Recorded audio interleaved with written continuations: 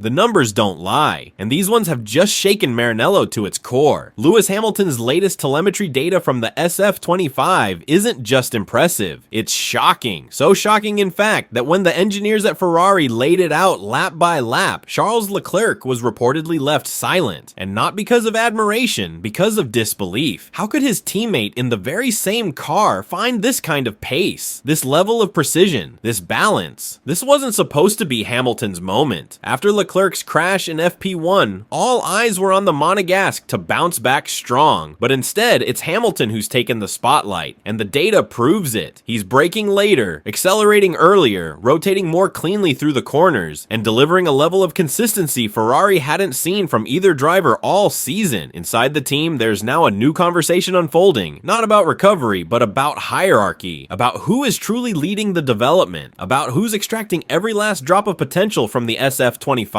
And as that conversation gets louder, Leclerc is left to face a brutal reality. His biggest challenge this weekend might be coming from the garage next door, so don't blink, because what we're about to break down goes way beyond a fast lap. It could be the start of a seismic shift inside Ferrari. Hit that like button, subscribe, and stay with us until the end, because Hamilton's shocking telemetry doesn't just set a benchmark, it might be rewriting the rules. From the very first moments of qualifying in Montreal, something unexpected was brewing within the Ferrari camp. While Charles Leclerc was expected to lead the charge, especially after his unfortunate crash in FP1, it was Lewis Hamilton who quietly began to seize control of the weekend, and not through wild risks or bold strategy calls, through data, through consistency, through pure technical precision. And once the telemetry from all three qualifying sessions was analyzed in full, it became clear Hamilton wasn't just faster, he was better, sharper, more in tune with the SF25 than anyone had anticipated, and the numbers proved it. In quarter one, as the track evolved and grip levels rose, Hamilton's performance looked remarkably composed. Where others were struggling for rear-end stability, particularly through tricky corners like turn 3 and turn 6, Hamilton was a step ahead. Brake trace overlays showed that he was consistently braking later than Leclerc while still carrying more momentum into the corners. At turn 6, he delayed braking by nearly 4 meters and still exited with more minimum speed. In the hairpin at turn 10, where wheel spin is always a threat, Hamilton was able to apply the throttle almost half a second earlier, cleanly and with minimal rear slip. Leclerc, meanwhile, was still fighting the car, with visible throttle modulation and minor corrections that cost time every lap. By the time quarter 2 rolled around, the contrast became even starker. With both drivers on similar fuel loads and tire compounds, Hamilton switched to a more aggressive ERS harvesting mode in Sector 2, a setting that had originally been intended for Leclerc but wasn't tested due to his missed running. Hamilton made it work. The result? A dominant Sector 3, where he gained nearly 3/10 of a second compared to his teammate. His exit from turn 10 gave him not only better top speed, but also improved braking into the final chicane, where his confidence translated into surgical precision. Telemetry showed he reached 0.15 seconds higher terminal velocity than Leclerc at the end of the straight, and that's not down to engine power, it's energy deployment and traction control. Then came the tire data. Montreal's semi-street circuit layout makes tire management extremely difficult, especially on the front left due to rapid direction changes. Yet Hamilton maintained a remarkably stable surface temperature variance of around 3 degrees Celsius across sectors, compared to Leclerc's 7 to 8 degrees Celsius swings. This allowed Hamilton to push harder into high-speed transitions without losing grip or suffering understeer. Leclerc's car, by contrast, struggled to stay in the optimal temperature window, and that meant slower corner entry and delayed acceleration. And in Q3, that's where Hamilton truly stunned everyone. His driving through turns 7 and 8 was near perfect. Sector-by-sector overlays showed that he carried 6 to 7 kilometers per hour more speed through those sections than Leclerc, while using less steering input, highlighting how stable and balanced his car felt beneath him. Ferrari's data engineers noted an 11% reduction in steering angle variability compared to Leclerc, giving Hamilton a smoother, more predictable response through each lap. More than 6/10 separated them by the end of the session, and it wasn't due to setup, it was down to execution. The atmosphere inside the Ferrari garage shifted, quiet conversations turned into tense discussions. Leclerc, usually the benchmark in qualifying, now had to sit through debriefs in which his teammates' data was clearly superior. What hurt more was that Hamilton had requested a change to the power steering calibration, something Leclerc had also complained about in the past, but Ferrari refused, citing a lack of time. Hamilton didn't argue. He adapted, and the telemetry now shows he dealt with the delay far better, maintaining consistent corner entry and minimal micro corrections. Leclerc, on the other hand, looked like he was still fighting the car every lap. Even though Hamilton had the benefit of running through FP2 while Leclerc sat out, the true gap emerged in qualifying, when both drivers had to deliver under pressure. Hamilton's advantage wasn't marginal. It was built on a foundation of smarter energy use, better tire control, later braking, earlier acceleration, and cleaner lines. And most of all, mental clarity. What we're witnessing might be the start of a new chapter at Ferrari, one where the veteran, calm and methodical, begins to shake up the established order, where the raw pace of Leclerc is suddenly being matched, and maybe even surpassed, by a teammate who's still learning the car but using every tool available to push it to the edge. And in Formula 1, when the numbers speak this loudly, there's nowhere to hide. As the lights prepare to go out in Montreal, the weight of this weekend already feels historic inside the Ferrari camp, because it's not just about where the cars line up on the grid, it's about how they got there and what that journey revealed. Lewis Hamilton hasn't just outqualified Charles Leclerc. He's unsettled the foundation of Ferrari's internal hierarchy with pure data-driven dominance. His telemetry wasn't simply better, it was cleaner, clearer, more controlled, and it told a story of a driver who has adapted faster than anyone expected. Charles Leclerc, once the undisputed lead figure at Maranello, now finds himself in unfamiliar territory. He's not just chasing time, he's chasing understanding. While Hamilton's car danced through chicanes with confidence, Leclerc was left piecing together fragments of missed sessions, trying to recalibrate both mentally and technically. And in Formula 1, that's a dangerous gap. Not in performance, but in momentum. Now the narrative has shifted. It's no longer about Hamilton learning the ropes at Ferrari. It's about whether Ferrari is beginning to lean on Hamilton to set the tone for development, strategy, and execution. Because what we've seen this weekend is not just a flash of brilliance. It's the emergence of a new center of gravity inside the team. The car hasn't changed. The team hasn't changed. But the driver who's making the difference suddenly has. Leclerc, of course, is far from out. His raw talent, hunger, and familiarity with the team remain weapons in his arsenal. But this isn't just about talent anymore. It's about trust. About which driver the engineers believe can translate feedback into results. About who has the clearest feel for the SF25 under pressure. And this weekend, Hamilton's telemetry did more than speak. It convinced. That's the story to watch now. Because in the high-stakes world of Formula 1, influence is everything. And when one teammate starts to pull the team's attention, confidence, and data in his direction, the consequences stretch far beyond one qualifying session. They shape strategy, they shape politics, they shape power. So keep your eyes on Montreal, because if Hamilton converts this into a standout race result, this might just be the moment Ferrari's balance tips. Not loudly, not officially, but unmistakably. And when that happens, Leclerc won't just be fighting for positions, he'll be fighting for control. Make sure to like the video, subscribe to the channel for more deep insight, and drop your thoughts below. Do you think Hamilton is about to take over as Ferrari's main man? Or will Leclerc come back swinging and rewrite the story? Either way, what happens next could decide the future of Ferrari's 2025 season.